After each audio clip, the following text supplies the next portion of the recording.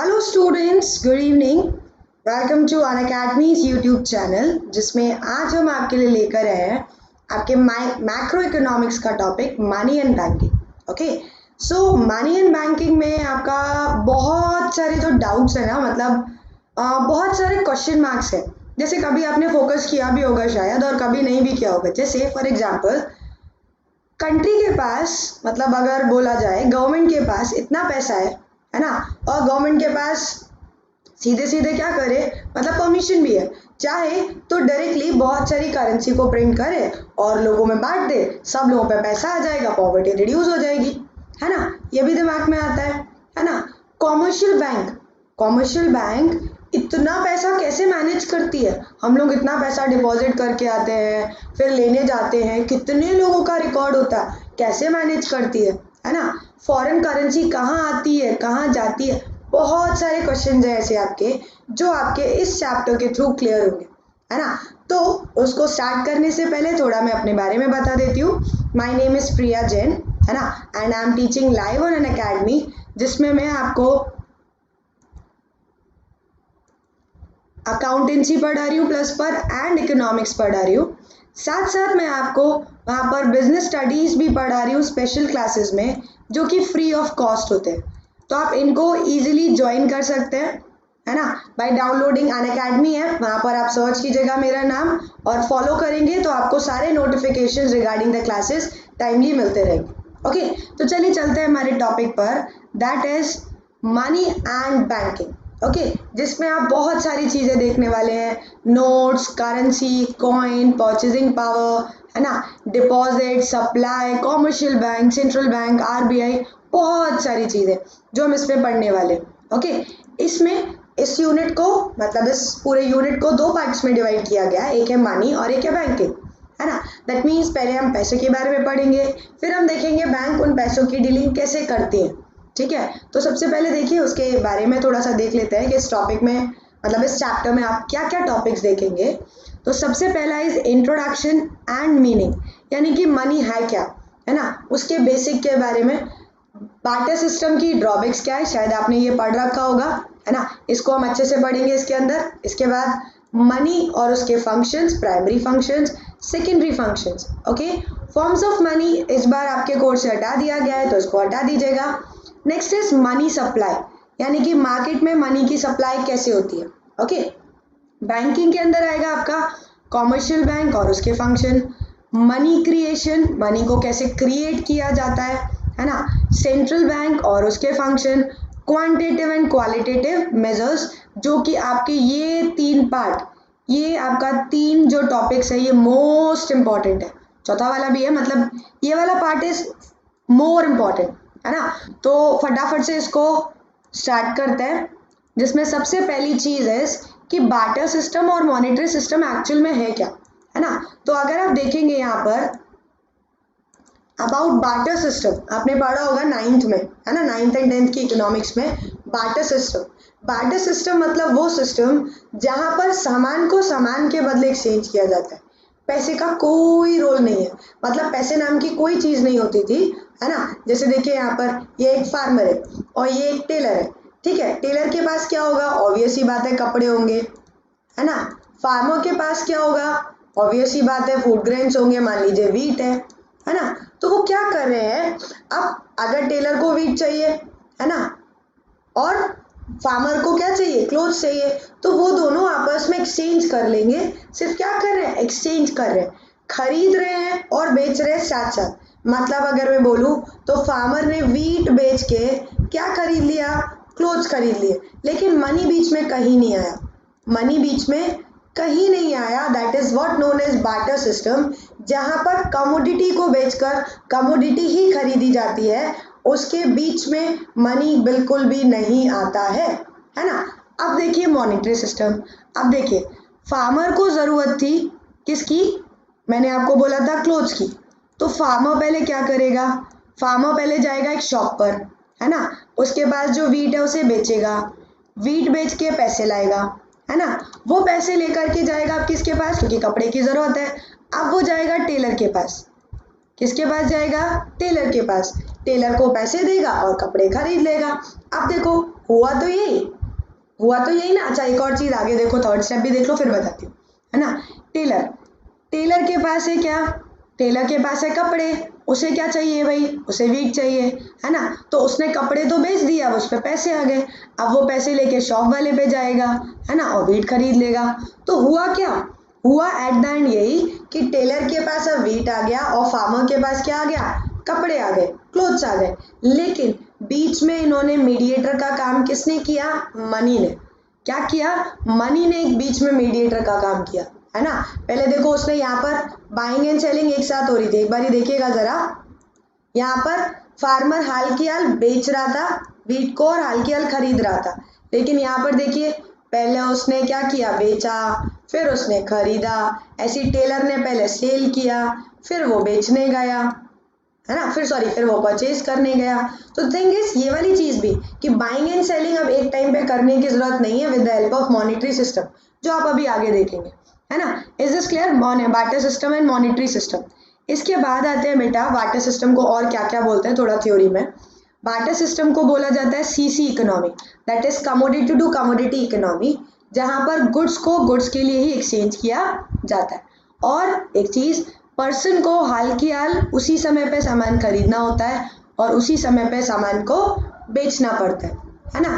But the thing is monetary system में money जो है वो मीडियम की तरह काम करेगा।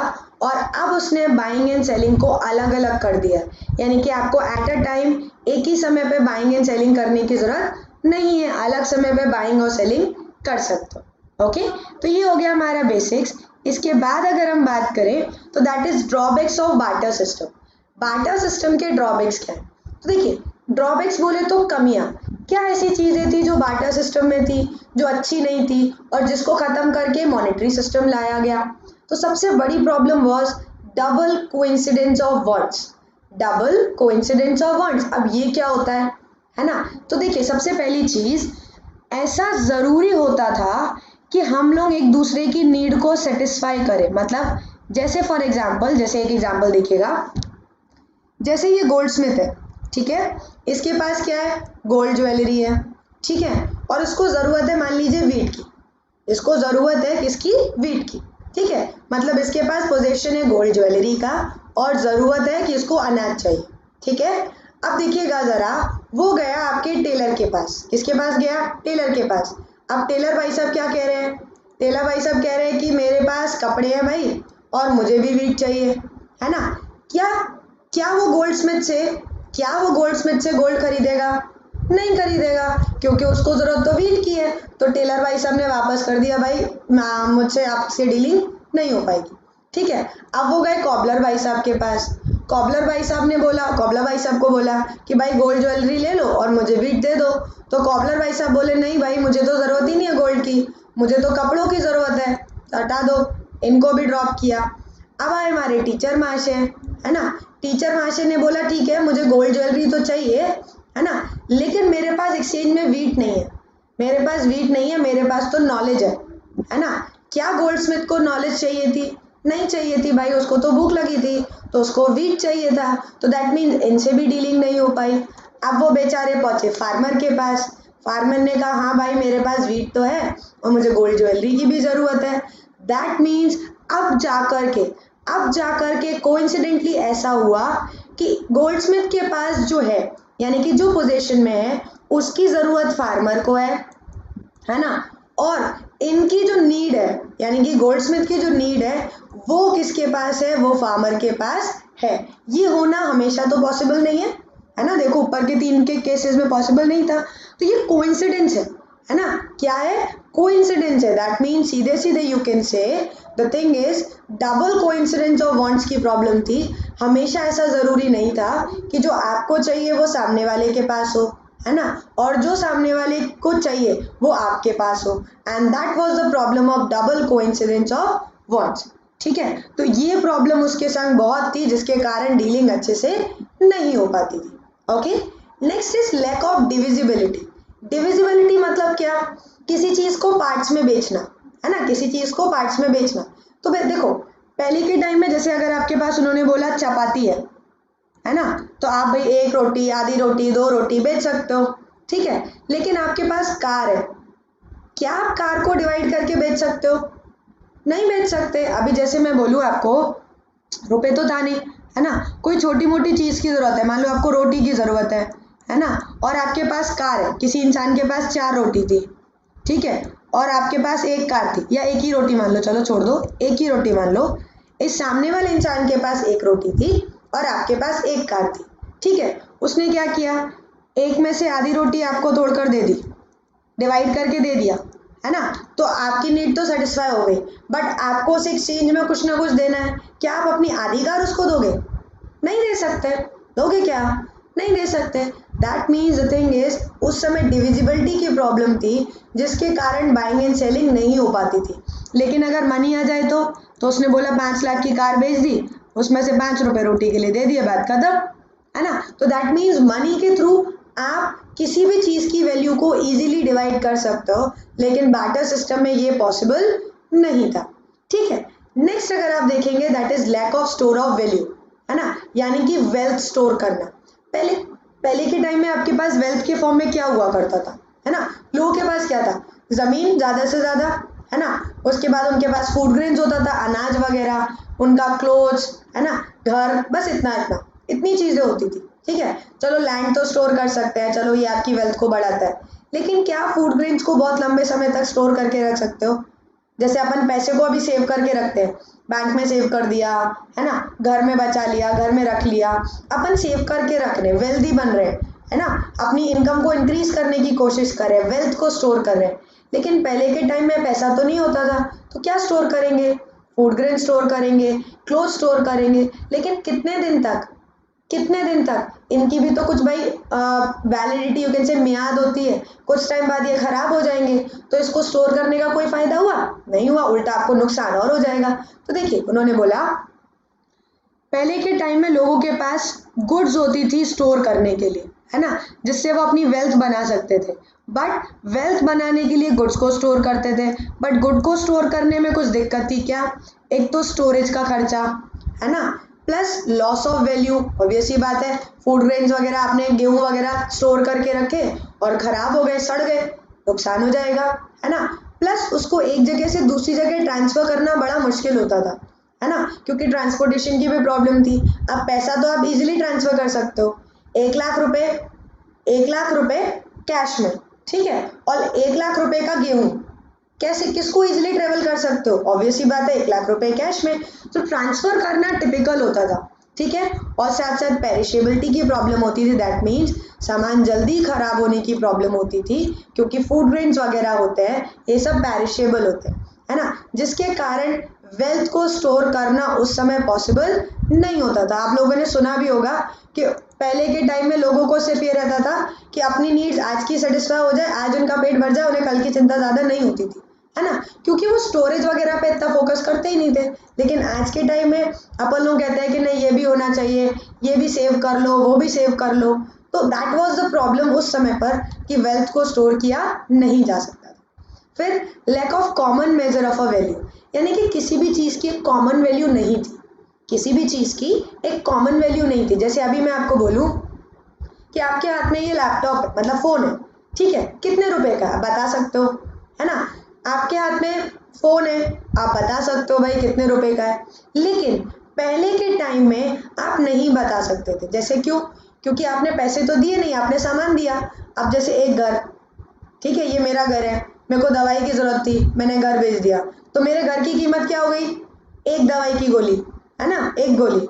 अच्छा, मान लीजिए आपके पास गाय थी, है ना, और आपको, मतलब सॉरी, आपको गाय की ज़रूरत थी और आपके पास घर था, है ना, तो आपने गाय के लिए घर बेच दिया, तो अब आपके घर की कीमत क्या हो गई? वो गाय, है ना। अब मान लो कोई और पर्सन था जिसको पेन की ज़रूरत थी, ठीक है, उसने क्या किया?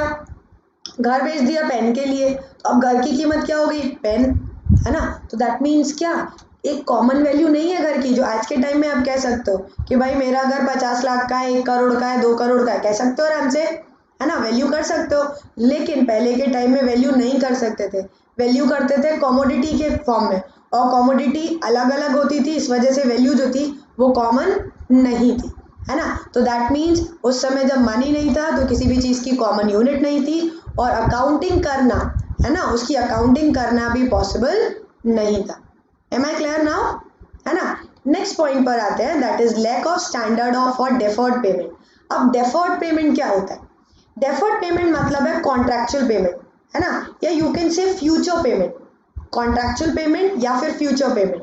जैसे आप अभी के टाइम में लोन ले लेते हो, है ना, बैंक से लोन लिया और उसका पेमेंट 1 साल बाद, 2 साल बाद, 10 साल बाद पे कर दिया, क्या होता है? Deferred payment. हम एम्प्लॉय के अंडर काम कर रहे हैं, ठीक है, हमने उसके लिए 1 महीने काम किया, at the end of the month हमारे अकाउंट में सैलरी आ गई, वो भी एक कॉन्ट्रैक्चुअल पेमेंट है, वो भी एक डेफर्ड पेमेंट है ना। तो उस समय में डेफर्ड पेमेंट कैसे करते होगे? पैसा तो होता नहीं था, लोन किस फॉर्म में लोगे? सामान के फॉर्म में, है ना। जैसे मैं कहूँ कि मैंने मान लो 10 किलो चावल लोन पे लिया, ठीक है, या 50 किलो गेहूं लोन पे लिया, ठीक है। अब मैं उसको वापस करूंगी तो बताओ कितना इंटरेस्ट दूंगी? अब 10 किलो चावल पर कितना इंटरेस्ट दिया जाएगा, क्या बता सकते हो? नहीं बता सकते, है ना। प्लस मैं जो रिटर्न करूंगी चावल, है ना, उसकी क्वालिटी का पता नहीं, है ना। हो सकता है उन्होंने मुझे मीडियम क्वालिटी वाले चावल दिए हो, है ना, और मेरे पास हाई क्वालिटी वाले चावल हो, तो यहाँ पर भी तो मेरा नुकसान हो जाएगा, है ना। तो दैट मीन्स उस समय पर फ्यूचर पेमेंट करना मुश्किल होता था। क्यों होता था? क्योंकि आप इंटरेस्ट रेट नहीं डिटरमाइन कर सकते थे, है ना, और प्रिंसिपल अमाउंट को भी क्या करना, पता लगाना मुश्किल होता था। अब 10 किलो चावल की क्वालिटी, क्योंकि प्रोडक्ट्स में हमेशा क्वालिटी आती है, तो वो क्वालिटी पता करना, उसका एक स्टैंडर्ड सेट करना बड़ा मुश्किल होता था, ठीक है। तो इस वजह से उन्होंने बोला डेफर्ड पेमेंट पॉसिबल नहीं था। जैसे एग्जांपल देखो यहाँ पर दिया हुआ है, 5 किलो राइस पर लोन दिया, ठीक है, तो कितना किलो वापस किया जाएगा, क्वालिटी कैसी होगी, इंटरेस्ट कितना होगा, है ना, और कितने टाइम पर कितना इंटरेस्ट लगेगा। जैसे अपन बोल देते हैं अभी 5% पर एनम, यानी कि 1 साल पर 5% का इंटरेस्ट। पहले कैसे बोलोगे? 1 किलो इंटरेस्ट पर एनम, ऐसे तो नहीं होता था। तो दैट मीन्स फ्यूचर पेमेंट करना पॉसिबल नहीं था। नेक्स्ट अगर हम बात करें, दैट वाज बार्टर सिस्टम में। जैसे मैंने बोला एम्प्लॉय, है ना, अब एम्प्लॉय है, वो काम कर रहा है, तो आप सीधे सीधे बोल सकते हो क्या 50,000 सैलरी पे एम्प्लॉय काम कर रहा है, 10,000 सैलरी पे काम कर रहे हैं, पैकेज करके बोलते हैं, है ना। लेकिन उस समय पैकेज कैसे बोलते हैं कि मेरा पैकेज है क्या बोलते हैं, 10 किलो गेहूं, 1 टेबल, 1 चेयर, 1 कार, ऐसे बोलोगे, है ना। तो दैट मीन्स बार्टर सिस्टम में ये भी बहुत मुश्किल हुआ करता था, है ना, कि कितना सैलरी दिया जाएगा, किस हिसाब से दिया जाएगा, ये डिटरमाइन करना। ओके, तो ये हमारे 5 पॉइंट्स थे, या 5 यू कैन से कुछ ड्रॉबैक्स थे बार्टर सिस्टम के, जिसके कारण बार्टर सिस्टम को खत्म करके कौन सा सिस्टम लाया गया? मॉनेटरी सिस्टम लाया गया। ओके स्टूडेंट्स, ये आपके लिए कुछ एमसीक्यूज हैं, है ना। वीडियो को पॉज कीजिए और इनके आंसर्स पहले आप कमेंट में टाइप करिए कि फर्स्ट का ए है या बी है, जो भी है, सेकंड का जो भी है, थर्ड का जो भी है, ठीक है। और उसके बाद वीडियो को फिर से स्टार्ट करके चेक करिएगा और एंड में मुझे बताइएगा कि आपके कितने आंसर्स करेक्ट जा रहे हैं। ओके स्टूडेंट्स, चलिए first question is barter system refers to a system wherein goods are exchanged for goods, goods are not exchanged at all, goods were exchanged for domestic currency and goods were exchanged for foreign currency। तो देखिए barter system में currency तो बिल्कुल ही नहीं होती थी, तो obvious ही बात है ये दोनों तो पहले कैंसिल। नॉट एक्सचेंज नहीं भाई, एक्सचेंज तो होता था ना, तो दैट मीन्स क्या होगा, आपका ऑप्शन होगा, मतलब करेक्ट आंसर होगा option number A. Next is which of the following is a typical characteristic of barter system. इनमें से क्या बहुत मुश्किल कैरेक्टरिस्टिक है बार्टर सिस्टम की? तो देखिए सबसे पहला common unit of a value, ठीक है, या exchange, double coincidence of words, common unit of a value, ठीक है, common medium of exchange, common unit of value, C वाला। Okay, next is standard for deferred payment. तो सबसे ज्यादा मुश्किल जो था that was double coincidence of words, कि कोइंसिडेंटली उस इंसान का मिलना जिसको हमारे प्रोडक्ट की नीड है और उसके पास वो सामान है जो हमारी नीड है, ये बहुत मुश्किल होता था। That is why you can से इसका आंसर है करेक्ट ऑप्शन नंबर बी। फिर the other name of barter system is, barter system का दूसरा नाम मॉनेटरी सिस्टम, सीसी इकोनॉमी या इकोनॉमिक सिस्टम या नन ऑफ दिस। तो मैंने आपको बताया था बार्टर सिस्टम का दूसरा नाम है option number B, that is commodity to commodity economy, और you can say CC economy. Okay students, मुझे कमेंट में ज़रूर बताइएगा कि आपके कितने आंसर्स ठीक जा रहे हैं। Next is money. अभी देखिए, जब बार्टर सिस्टम खत्म हुआ तो मनी को लाया गया। अब मनी क्या है, व्हाट इज मनी, है ना। तो देखिए, बहुत सिंपल डिफाइन जो इनकी दी गई है वो बहुत इजी है। That is money is what money does. वो सब चीज़ पैसा है जो पैसे का काम कर रही है।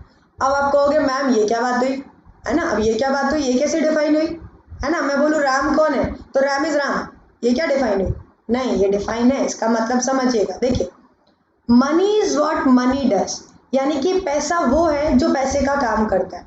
यानी कि जैसे आज के टाइम में आप देखते होगे, आप देखते कि आप यूज़ ही करते होगे, हम लोग यूज़ करते हैं पेटीएम, है ना, गूगल पे, फ़ोन पे, है ना, चेक का यूज़ करते हैं, डेबिट कार्ड क्रेडिट कार्ड का यूज़ करते हैं पेमेंट करने के लिए। तो क्या वो पैसा नहीं है, वो भी तो पैसा है ना, बस उसका एक फॉर्म बदल गया, है ना। तो ध्यान रखिएगा, मनी का मतलब करेंसी नहीं होता। सिर्फ मनी का मतलब सिर्फ ये नहीं कि करेंसी, है ना। मनी का मतलब कुछ भी ऐसी चीज़, कोई भी ऐसी चीज़ जो मनी का काम कर रही हो उसको अपन मनी कह सकते हैं। अब मनी का काम मतलब तो क्या क्या चीज़ मनी का काम, तो देखिए कोई चीज़ जो मीडियम ऑफ एक्सचेंज की तरह वर्क कर रही हो। कैसे वर्क कर रही हो, मीडियम ऑफ एक्सचेंज, यानी कि as a mediator for exchanging goods and services, तो वो भी मनी है ना। Store of value, that means कोई चीज़ जो सामान को स्टोर करने में हेल्प कर रही है ना। मनी जिसके थ्रू आप स्टोरेज कर सकते हो अपनी वेल्थ को, है ना, that is money. Account, bank account में अपन जमा करते हैं, पेटीएम अकाउंट में आपके पैसा डला होगा, है ना, तो that is also a money, है ना, जिसके कारण आप किसी चीज़ की वैल्यू डिटरमाइन कर सको, है ना। जैसे यू कैन से पेन 10 रुपए का है, कैसे पता किया, मनी के थ्रू, है ना। तो मनी इज व्हाट, ये जो फंक्शन पूरे करे वो मनी है, ठीक है। और last is standard for deferred payment. अगर आप प्रॉपर्ली देखो तो इनमें अगर मैं लैक ऑफ लगा दूं, लैक ऑफ, है ना, सब में लैक लगा दूं तो वो सीधे सीधे क्या बन जाएगा, बार्टर सिस्टम का ड्रॉबैक, बार्टर सिस्टम की कमियां। तो बार्टर सिस्टम की कमियों को सुधारने के लिए उसको ख़त्म किया गया, तो ये कमियों वाला वर्ड भी ख़त्म हो गया, कमियां ख़त्म। तो आया आपका कौन सा सिस्टम, मॉनेटरी सिस्टम, जिसके अंदर main thing was money. Am I clear students? I am asking this in between, जिससे आप लोग कमेंट में बता दीजिएगा कि कहीं क्लियर हो रहे हैं नहीं हो रहे, कहीं डाउट आ रहे हैं या नहीं आ रहा। ओके, तो आप मुझे डाउट्स कमेंट में बता सकते हैं कि आपको कहाँ कहाँ डाउट्स आ रहे हैं, so that I can clear your doubts through that. Okay, चलिए अभी आते हैं मनी के फंक्शंस पर, ठीक है। Just give me a minute.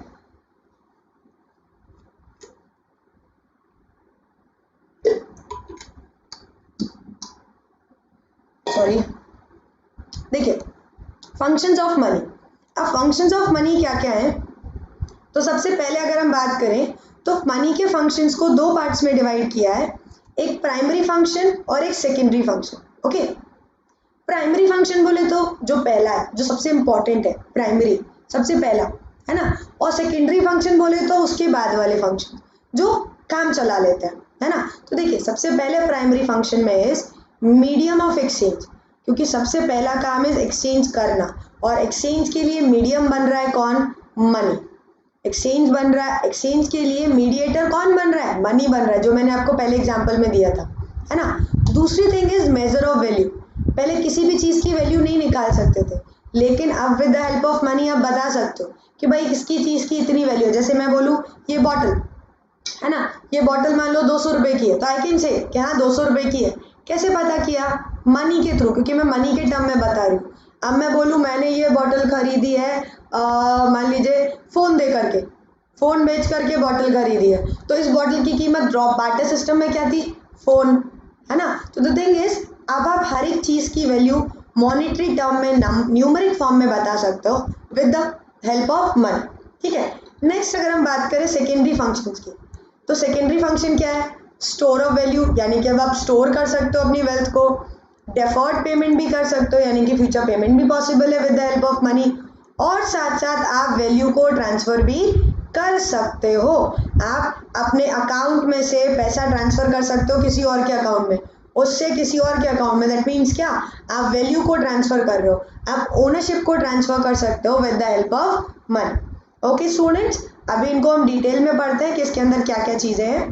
तो देखिए, सबसे पहला प्राइमरी फंक्शन। प्राइमरी फंक्शन को पहले एक्सप्लेन किया गया, that is medium of exchange, है ना, मीडियम ऑफ एक्सचेंज। देखिए, मनी जो है वो मीडियम की तरह वर्क कर रहा है सेल एंड परचेज में, ठीक है। आप इसमें ड्रॉबैक से स्टार्ट करोगे कि बार्टर सिस्टम के टाइम पर बाइंग एंड सेलिंग एक ही टाइम पे करनी पड़ती थी, है ना, क्यों, क्योंकि कोई मीडिएटर नहीं था, है ना। लेकिन मनी एज अ मीडिएटर आने से बाइंग एंड सेलिंग की एक्ट को सेपरेट कर दिया गया, है ना। अब डबल कोइंसिडेंस की प्रॉब्लम बिल्कुल भी नहीं है कि ऐसा ज़रूरी नहीं है कि आप उस इंसान को ढूंढो जिसके पास मेरा सामान हो, है ना, और जिसको नीड मेरे वाले सामान की हो, है ना। तो ये वाली चीज़ें अब ज़रूरी नहीं है। और मनी एक रिप्रेजेंटेटिव हो गया है जनरल परचेजिंग पावर का। अब परचेजिंग पावर बोले तो खरीदने की, यू कैन से खरीदने की पावर, है ना, कि आपके पास उस सामान को खरीदने की पावर है या नहीं। और यू कैन से अफोर्डेबिलिटी, आप अफोर्ड कर सकते हो या नहीं कर सकते। फॉर एग्जाम्पल, जैसे मैं आपको बोलूँ आपके पास है 50 रुपये, है ना, और आपको एक चॉकलेट खरीदनी है जो 80 रुपीज़ की है, ठीक है। तो ये आपको बताएगा, है ना, कि आपके पास परचेजिंग पावर है या नहीं। तो अगर मैं बोलूँ तो आपके पास परचेजिंग पावर नहीं है, क्योंकि आपको सामान चाहिए 80 रुपये का और आपके पास है कितने, 50 रुपये। दैट मीन्स ये रिप्रेजेंटेटिव हो गया परचेजिंग पावर को शो करने के लिए, दिखाने के लिए कि आप खरीद सकते हो, आप अफोर्ड कर सकते हो या नहीं कर सकते, ठीक है। नेक्स्ट देखिएगा क्या होता है, that is measure of value. पहले के टाइम में बताया था मैंने, एग्जाम्पल दिया था घर वाला। घर की वैल्यू एक दवाई भी हो सकती है ना, एक पेन भी हो सकता है, एक गाय भी हो सकती है। यानी कि उसकी वैल्यू कैसी थी, अलग अलग थी, अनकॉमन थी, है ना। लेकिन मनी के आने से हर एक चीज़ की वैल्यू अब आप मनी के टर्म में एक्सप्रेस कर सकते हो, वो कॉमन होगी। जैसे कार की वैल्यू 10 लाख रुपए बोल दिया आपने, पेन 10 रुपए का है, ये भी आपने इजीली बोल दिया, ठीक है। और ये साथ साथ ये वाला फंक्शन जो है वो नेशनल इनकम को एस्टिमेट करने में और प्राइस इंडेक्स निकालने में, यानी कि प्राइजेस बढ़ रहे हैं घट रहे हैं, इन्फ्लेशन डिफ्लेशन पता करने में भी हेल्प करता है। ओके स्टूडेंट्स, सबसे ऐसे पूछा जा सकता है कि कौन सा फीचर है या कौन सा एडवांटेज है मनी का जो कि नेशनल इनकम को एस्टिमेट करने में हेल्प करता है। तो वो होगा मेजर ऑफ वैल्यू, है ना, क्योंकि एमसीक्यू टाइप क्वेश्चन आते हैं तो 1 मार्क में इस टाइप के क्वेश्चन आपके बन सकते हैं। ओके चलिए नेक्स्ट टॉपिक पर बढ़ते हैं। आपके प्राइमरी फंक्शंस कंप्लीट। अभी फटाफट से ये एमसीक्यूज जो हैं उन्हें लगा लेते हैं। कोशिश कीजिएगा, वीडियो को पॉज करिए, है ना, और अपने आंसर्स कमेंट में लिखिएगा और उसके बाद रीचेक करिएगा अपने आंसर्स और मुझे कमेंट में बताइएगा कि आपके कितने आंसर्स ठीक गए।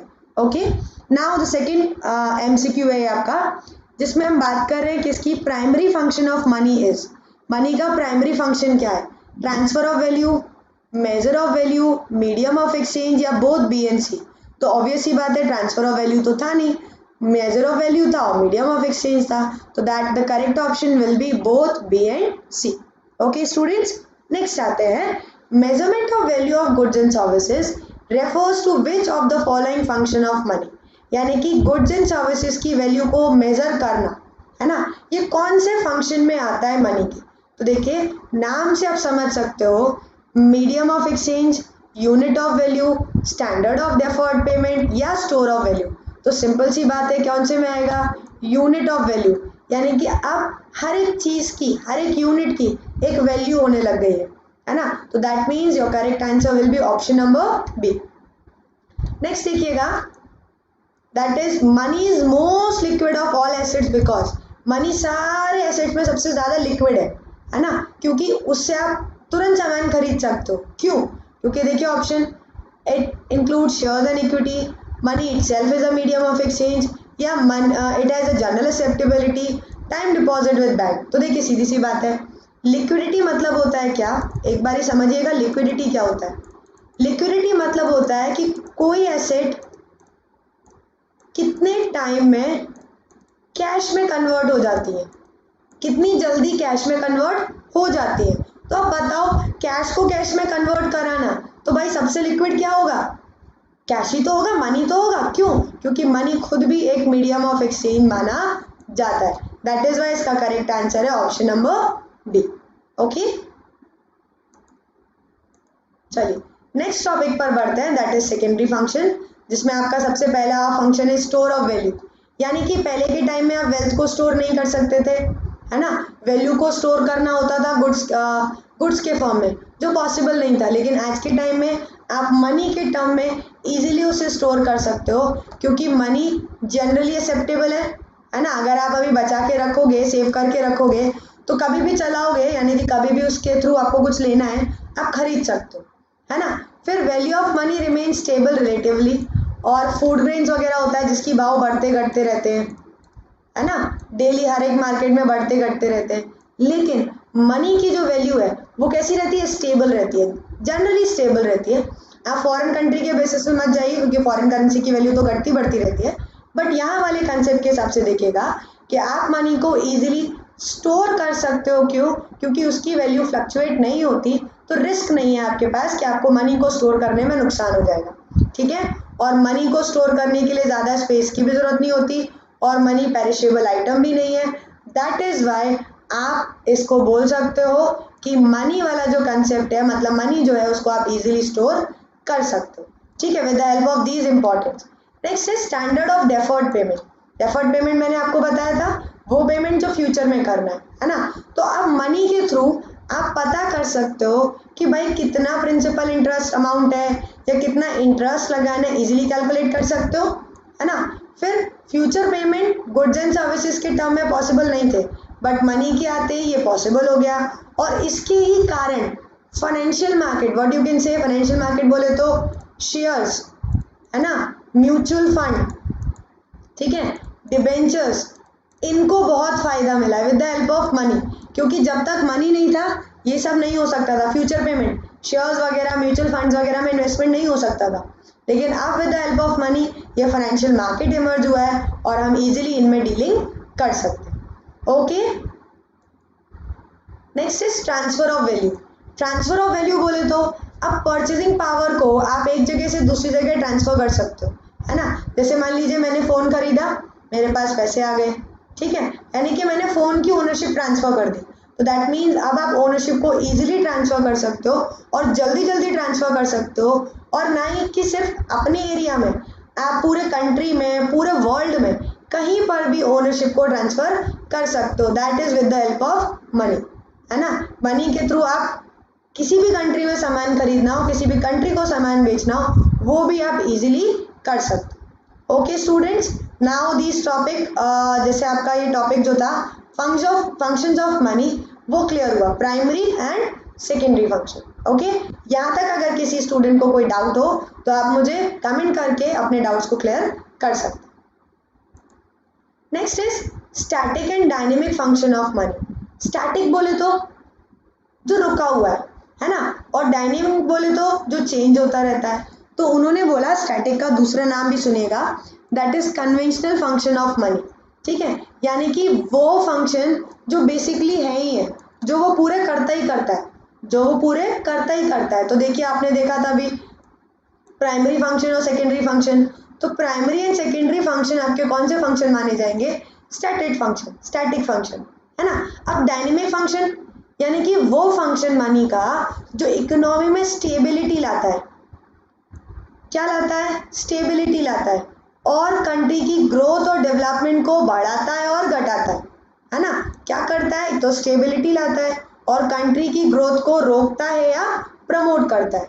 जैसे इसको कॉन्टिजेंट फंक्शन भी बोलते हैं। जैसे नेशनल इनकम का डिस्ट्रीब्यूशन चेंज होता रहता है ना, कि हो सकता है कि कभी इनइक्वालिटी ज़्यादा हो, कभी इनइक्वालिटी थोड़ी कम हो जाए, है ना। कस्टमर को सेटिस्फाई करना, है ना, पैसे से ही तो सेटिस्फाई होते हैं। आपने पे किया, ठीक है, आपने इंटरनेट के लिए पे किया। अब इंटरनेट पे आप ये वीडियो देख रहे हो तो आपको लग रहा है कि हाँ मुझे सेटिस्फेक्शन मिल रहा है। किसके फॉर्म में मिलेगा? मनी के फॉर्म में मिलेगा। हमने वहाँ पढ़ा था मार्जिनल यूटिलिटी ऑफ मनी। ऐसे ही प्रोड्यूसर को सेटिस्फेक्शन देना, प्रोड्यूसर को सेटिस्फेक्शन प्रोवाइड करना, वो भी आपका आता है किसमें? डायनेमिक फंक्शन में, in the form of profit, ठीक है। और लिक्विडिटी प्रोवाइड कराना, ये भी आपका आता है किसमें? Dynamic function. ओके स्टूडेंट्स, ये हैं आपके स्टैटिक और डायनेमिक। स्टैटिक का ध्यान रखिएगा, कन्वेंशनल फंक्शन भी बोलते हैं, एंड डायनेमिक को बोला जाता है कॉन्टिजेंट फंक्शन, जो कि चेंज होते रहते हैं। चलिए अभी ये कुछ आपके लिए एमसीक्यूज हैं, वापस से वीडियो को पॉज कीजिएगा, अपने आंसर्स कमेंट बॉक्स में लिखिएगा, देन चेक करिएगा अपने आंसर्स कि कितने ठीक जा रहे हैं। ओके, नेक्स्ट देखिए, money static sense refers to, money static sense में क्या कहा जाता है? Store of value, medium of exchange, standard of deferred payment, या ऑल ऑफ दीज। तो देखिए ये सारे आपके प्राइमरी और सेकेंडरी फंक्शन है, और मैंने बताया था प्राइमरी सेकेंडरी फंक्शन ही स्टैटिक फंक्शन कहलाए जाते हैं। तो the correct answer is all of these. Okay, next question is dynamic function of money are related to, dynamic function money का वो रिलेटेड है किससे? Exchange of goods and services से, ट्रांसफर ऑफ वेल्थ से, valuation of goods and services से, या stability and growth से। तो ऑब्वियस ही बात है, देखिए ये तो आपके हो गए कौन से? प्राइमरी और सेकेंडरी फंक्शन।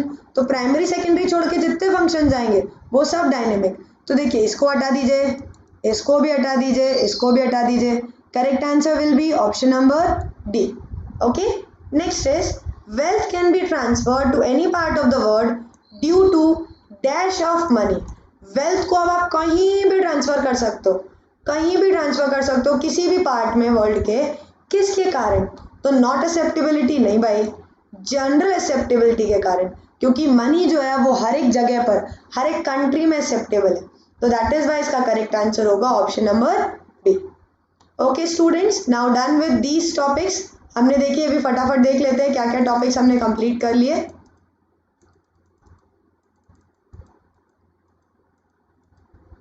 हमने आपका टॉपिक अभी कंप्लीट किया ड्रॉबैक्स, है ना, money and primary function of money, secondary functions of money and static and dynamic function भी इसके साथ कंप्लीट कर लिया। अब हमारा टॉपिक आता है दैट इज मनी सप्लाई, है ना। अब मनी सप्लाई क्या है भाई? What is money supply? तो देखिएगा जरा मनी सप्लाई क्या है।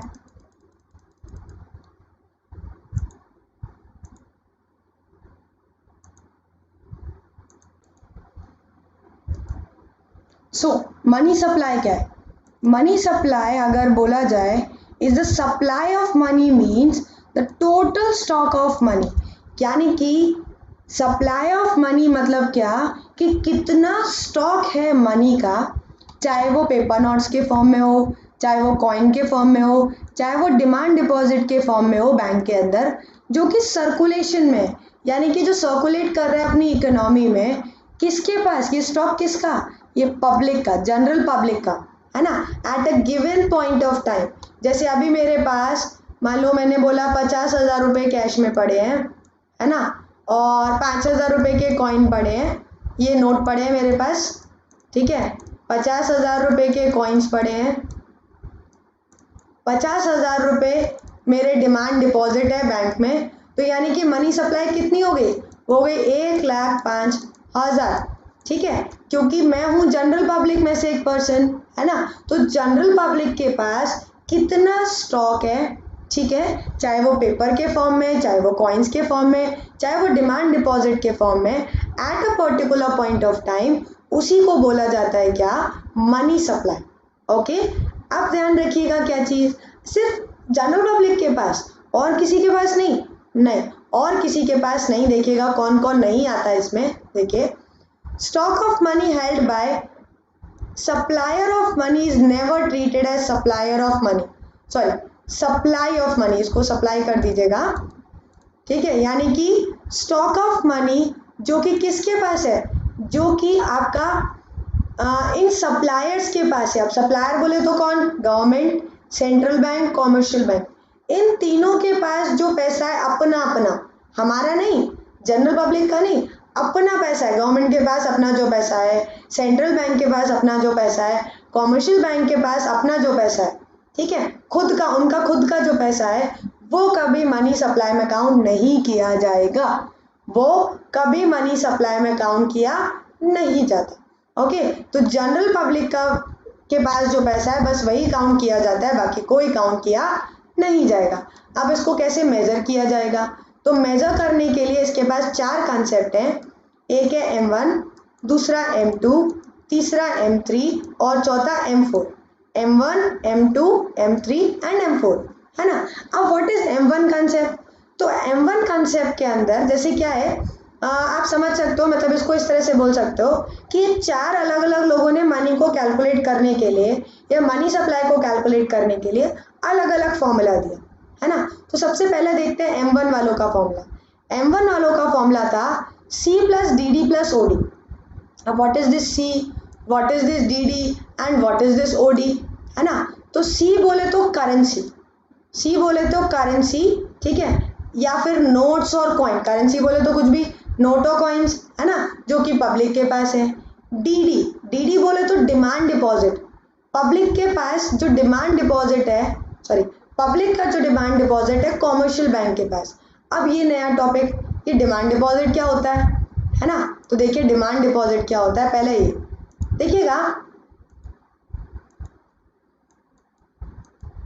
डिमांड डिपॉजिट, एक तो नाम से समझ सकते हो कि वो डिपॉजिट जो ऑन डिमांड विड्रॉ करी जा सके, यानी कि जब चाहो इससे पैसा निकाल सकते हो, है ना, जब चाहो इससे पैसा निकाल सकते हो, उसको हम क्या बोलते हैं, डिमांड डिपॉजिट। जैसे आप देखिए अकाउंट, बैंक में अकाउंट खोलते हैं, है ना, 4 तरह के अकाउंट खोलते हैं बैंक में, मेन 4 तरह के होते हैं। एक सेविंग, है ना, दूसरा होता है आपका करंट अकाउंट, है ना, एक होता है आपने देखा होगा फिक्स डिपॉजिट अकाउंट, शॉर्ट में हम FD बोलते हैं, है ना, और एक होता है आपका रीअकरिंग डिपॉजिट अकाउंट जिसको RD बोलते हैं, ठीक है। अब देखिएगा सेविंग अकाउंट मतलब आपको जितना पैसा जमा करना है जमा कर दीजिए, है ना, और जितना निकालने निकाल सकते हो, बट एक लिमिट होती है ना, कुछ लिमिट बन जाती है। करंट अकाउंट मेनली कौन खोलता है, बिजनेसमैन खोलते हैं, ठीक है, क्या करने के लिए, अपनी ट्रांजेक्शन्स पूरी करने के लिए, है ना। दैट मीन्स उन्हें पैसा देना है, किसी से पैसा लेना है, वो करंट अकाउंट के थ्रू करते हैं, ठीक है। उसके बाद फिक्स डिपॉजिट, जिसमें आप क्या करते हो, जैसे आपने 1 लाख रुपए 5 साल के लिए फिक्स कर दिए, तो आप 5 साल तक उस पैसे को नहीं निकालोगे। 5 साल बाद जब वो टाइम पीरियड कंप्लीट हो जाएगा तब आप उस पैसे को निकालोगे, विद इंटरेस्ट आपको पैसा मिल जाएगा। रीअकरिंग डिपॉजिट क्या, जैसे उन्होंने बोला कि आपने RD खुलवा दी 1000 रुपये पर मंथ की, तो आप हर महीने, और 5 साल के लिए आप हर महीने 1,000 रुपये जमा करोगे 5 साल तक, है ना, और at the end of 5th year आपको वो पूरा पैसा जो आपने पूरे 5 साल में जमा किया इंस्टॉलमेंट के थ्रू, है ना, वो इकट्ठा होकर के और जो इंटरेस्ट होगी वो सब मिलकर डाल करके मिल जाएगा। कब मिलेगा, 5 साल बाद। तो दैट मीन्स अगर बोला जाए तो भाई ये तो कभी भी नहीं निकाला जा सकता, फिक्स डिपॉजिट 5 साल बाद, रिकरिंग डिपॉजिट 5 साल बाद। अब 5 साल बाद एकदम नंबर मत ले लीजिएगा, 1 साल 2 साल भी हो सकता है, ये मैंने जस्ट एन एग्जांपल लिया था, है ना। लेकिन सेविंग और करंट अकाउंट से पैसा जब चाहो तभी निकाल सकते हो, है ना। तो उन्होंने बोला कि कॉमर्शियल बैंक के पास जितना भी पैसा सेविंग और करंट अकाउंट में जमा है वो भी मनी सप्लाई में आएगा, ठीक है। Next is other deposit. अब अदर डिपॉजिट में क्या क्या आता, तो देखो, demand deposit with RBI of public financial institution, यानी कि कोई भी पब्लिक फाइनेंशियल इंस्टीट्यूशन जिसने हमारी डिमांड डिपॉजिट को जमा किया है RBI के पास, है ना। हम क्या करते हैं, हम पैसा जमा करते हैं कॉमर्शियल बैंक के पास, और कॉमर्शियल बैंक जैसे अपने आसपास, आपके आसपास SBI अकाउंट बैंक होगी, PNB बैंक होगी, है ना, कैनरा बैंक होगी, इलाहाबाद बैंक होगी, ये सब कैसी है, ये कॉमर्शियल बैंक है ना। हम जमा कर रहे हैं कॉमर्शियल बैंक के पास, कॉमर्शियल बैंक अपना पैसा जमा करती है किसके पास, RBI के पास। तो ऑब्वियस ही बात, इनडायरेक्ट वे में तो हमारा ही पैसा जमा हुआ, है ना। तो उन्होंने बोला जो डिमांड डिपॉजिट है RBI के पास पब्लिक फाइनेंशियल इंस्टीट्यूशन की, यानी कि हमारी, वो भी आएगी, है ना। Demand deposit with RBI of foreign central bank या फॉरेन गवर्नमेंट, कोई बाहर की कंट्री की बैंक या फॉरेन गवर्नमेंट अगर हमारे कंट्री की RBI में पैसा जमा करिए वो भी आता है ना। और साथ साथ demand deposit of international financial institution, यानी कि जितने भी फाइनेंशियल इंस्टीट्यूशन है बाहर की कंट्री से, अगर वो कुछ पैसा हमारे कंट्री की RBI के पास जमा करते हैं, मतलब सेंट्रल बैंक के पास जमा करते हैं, तो वो भी मनी सप्लाई में काउंट किया जाए। ओके स्टूडेंट्स, बस सिंपल वे में याद रखिएगा C plus DD plus OD। Okay, अब ये क्लियर हुआ। अभी इसके बाद अगर आप देखेंगे तो आपके पास, अभी तो हमने M1 कंप्लीट किया, इसके अलावा और भी कंसेप्ट है, that is M2, M3 and M4। अब M2 कंसेप्ट क्या कहता है, M2 कंसेप्ट कहता है कि M1 वाला तो ठीक है, M1 वाला कंसेप्ट इज परफेक्ट, यानी कि C भी लेना है ना, DD भी लेना है और OD भी लेना है। लेकिन इसके साथ साथ क्या सिर्फ कॉमर्शियल बैंक में पैसा जमा करते हो, पोस्ट ऑफिस में भी तो करते हो। तो पोस्ट ऑफिस में जो सेविंग में पैसा जमा किया जा रहा है वो भी लिया जाएगा, ये M2 कंसेप्ट में कहा गया। तो फॉर्मूला अगर ओवरऑल बोला जाए तो क्या बनेगा, C plus DD plus OD plus deposit with post office saving bank account, M2 concept है ना। अब M3 कंसेप्ट बोला गया। अब M3 कंसेप्ट वाले क्या कह रहे हैं कि M1 है ना plus time deposit. Time deposit वही होगी जो नॉन डिमांड डिपॉजिट होती है, यानी कि जो अपने फिक्स डिपॉजिट और कौन सी बताई थी, RD रीअकरिंग डिपॉजिट, ये होती है टाइम डिपॉजिट। तो उन्होंने बोला एक बात बताओ, टाइम डिपॉजिट में भी तो जनरल पब्लिक अपना पैसा लगा रही है, तो वो तो आना चाहिए है ना। तो इसी वजह से M3 कंसेप्ट आया जिसमें बोला गया M1 यानी कि C plus DD plus OD, but इन्होंने पोस्ट ऑफिस को नहीं लिया, ध्यान रखिएगा, ठीक है। C plus DD plus OD plus time deposit with commercial bank, okay. Next आया M4 कंसेप्ट। अब M4 कंसेप्ट क्या कह रहा है, M4 कंसेप्ट कह रहा है M3 है ना, यानी कि M3 वाला ले लो, जिसका मतलब अगर मैं ओवरऑल बोलूं आपसे, एक सेकेंड रुकना, दैट विल बी C, क्योंकि M3 में M1 आता है, यानी कि C plus DD plus OD plus TD है ना, ये चारों चीजें ले लो M3 के हिसाब से है ना, plus total deposit with post office saving bank account, यानी कि पोस्ट ऑफिस को भी M4 वाले में इंक्लूड किया और उन्होंने बोला पोस्ट ऑफिस में जो पैसा जमा है उसको भी आप इसके अंदर ले सकते हो। That is the M4 concept. Clear students, M1, M2, M3 and M4, okay. अभी आते हैं स्टूडेंट्स इस कंसेप्ट पर कि ये M1 M2 कंसेप्ट से अगर आप मनी सप्लाई को कभी भी मेजर करते हो तो उसको बोलते हैं बेटा नैरो मनी। क्या बोलते हैं, नैरो, थोड़ा, क्योंकि इसमें सारी चीज़ों को इंक्लूड नहीं किया। और अगर आप M3 M4 से मेजर करते हो तो उसको बोलते हैं ब्रॉड मनी, क्योंकि यहाँ पर आपने बाकी सारे कंसेप्ट्स को भी लिया है, ओके। तो M3 M4 से अगर नापेंगे तो ब्रॉड मनी और M1 M2 से नापेंगे तो हो जाएगा नैरो मनी, ठीक है। अच्छा, इसके बाद देखिएगा, अभी आपने एक मैंने टॉपिक बोला था हु सप्लाइज मनी या सप्लायर ऑफ मनी, है ना। तो यानी कि कौन मनी की सप्लाई करता है। तो मनी की सप्लायर में मैंने 3 लोगों का नाम बोला था, एक गवर्नमेंट, एक सेंट्रल बैंक यानी कि RBI और एक कॉमर्शियल बैंक, है ना। अब गवर्नमेंट क्या करती है, मनी कैसे सप्लाई करती है, तो वो कॉइन्स, 1 रुपए का नोट है ना, ये इश्यू करती है, कॉइन्स और 1 रुपए का नोट, ठीक है, जिससे मार्केट में पैसा पहुंचता है। सेंट्रल बैंक कैसे करती है, तो सेंट्रल बैंक सारी करेंसी को प्रिंट करती है एक्सेप्ट 1 रुपये नोट, 1 रुपए का नोट छोड़ करके सारी करेंसी कौन प्रिंट करता है, सेंट्रल बैंक। अब कॉमर्शियल बैंक कैसे करती है, भाई उसको तो करेंसी छापने का अधिकार ही नहीं है, लेकिन वो क्रेडिट क्रिएशन के थ्रू करती है, यानी कि डिपॉजिट करके और लोन दे करके, जो टॉपिक आपको मैंने बैंकिंग में बताया था, है ना।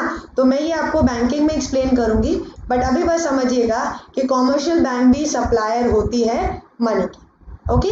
अभी मेन जो है ये देखना है कि सेंट्रल बैंक का क्या सिस्टम है मनी को क्रिएट करने का, ठीक है। तो देखिए, India at present follow paper currency system.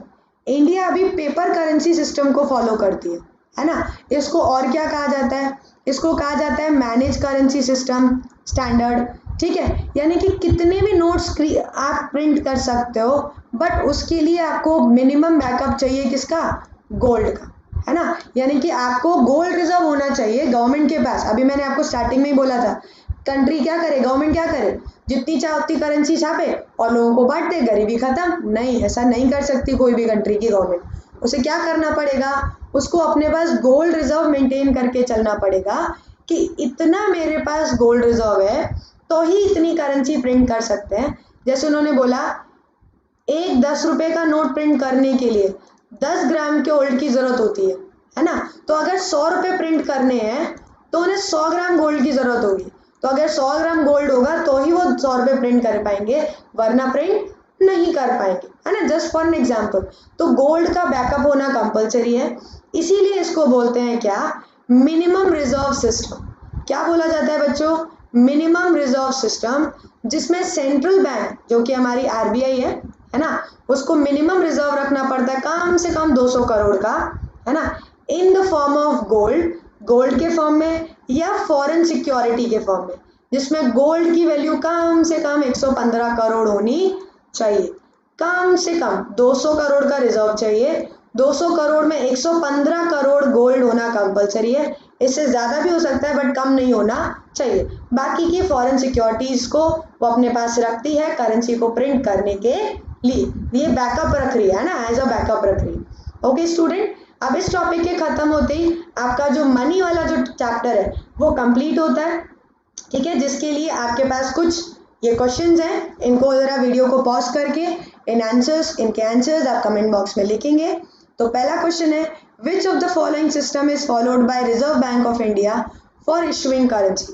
तो देखिए, proportionate system, simple deposit system, minimum reserve system या फिर फिक्स्ड फिड्यूजरी इश्यू सिस्टम। तो ऑब्वियस ही बात है, अभी आपको नाम बताया था, that is minimum reserve system.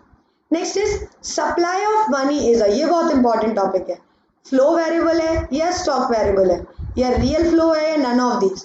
तो आपका सप्लाई ऑफ मनी जो है वो है आपका, एक सेकेंड, वो है आपका स्टॉक वेरिएबल, है ना।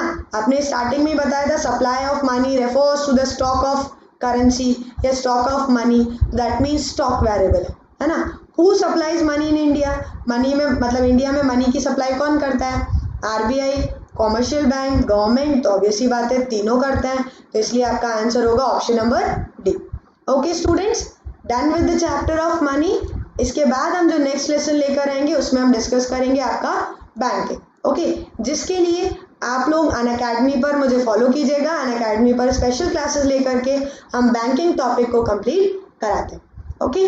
तो इसके लिए अच्छा, okay students, one more thing is that, अगर इफ़ यू वांट कि आपका रेगुलर कोर्स पूरा हम आपका कंप्लीट करें, है ना, क्योंकि स्पेशल क्लासेस यूट्यूब सेशन इतने सारे नहीं होते कि हम आपको पूरा कोर्स कंप्लीट करा पाएँ, पूरा सिलेबस कंप्लीट करा पाएँ, जिसके लिए हमने बैच को स्टार्ट किया है, जिसमें आप एनरोल करेंगे तो हम आपके पूरा कोर्स जो है अप टिल दिसंबर कंप्लीट करेंगे, जिसके लिए आपको सब्सक्रिप्शन लेना पड़ेगा।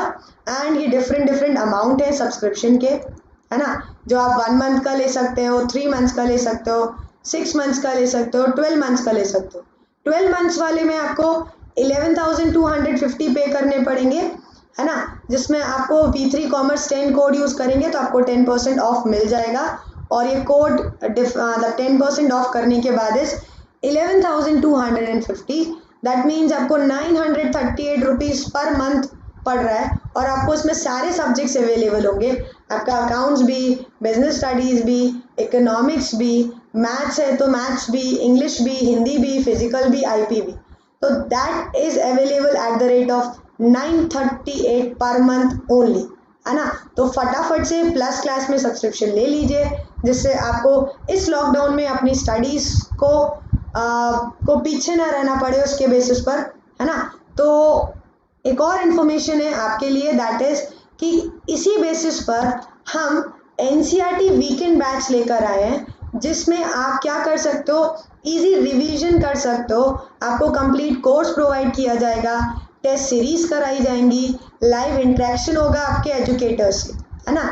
तो आपका क्लास 11th का स्टार्ट हो रहा है 20th जून से 20th दिसंबर तक आपका ख़त्म हो जाएगा 7 मंथ्स में, है ना, और ये आपका टाइम शेड्यूल है, okay. And if you are in class 12th तो आपके लिए ये है टाइमिंग, 20th जून से स्टार्ट हो रहा है, 20th दिसंबर तक चलेगा, सेम 7 मंथ का कोर्स है। टाइमिंग कुछ इस तरीके से है, सैटरडे और संडे के लिए, ओके, जिसमें आपको हरविंदर सर पढ़ाएंगे इंग्लिश, भरत सर पढ़ाएंगे बिजनेस स्टडीज़, जयदीप सर आपको पढ़ाएंगे अकाउंट्स, एंड रवि सर पढ़ाएंगे आपको इकोनॉमिक्स, ओके। इसके अलावा अगर आपको कोई भी डाउट है regarding subscription, regarding the topic जो आज मैंने पढ़ाया, है ना, या किसी भी चीज़ से रिलेटेड, तो आप मुझे अनअकैडमी पर मैसेज कर सकते हैं। अनअकैडमी ऐप को डाउनलोड कीजिएगा, वहाँ मेरा नाम सर्च कीजिएगा प्रिया जैन, ठीक है, जिससे आपको मेरी प्रोफाइल मिलेगी, और वहाँ अगर आप मुझे फॉलो करेंगे तो एक ऑप्शन आएगा मैसेज, तो आपने मैसेज करके अपने डाउट्स को भी क्लियर कर सकते हैं। Okay students, thank you very much. and do like the session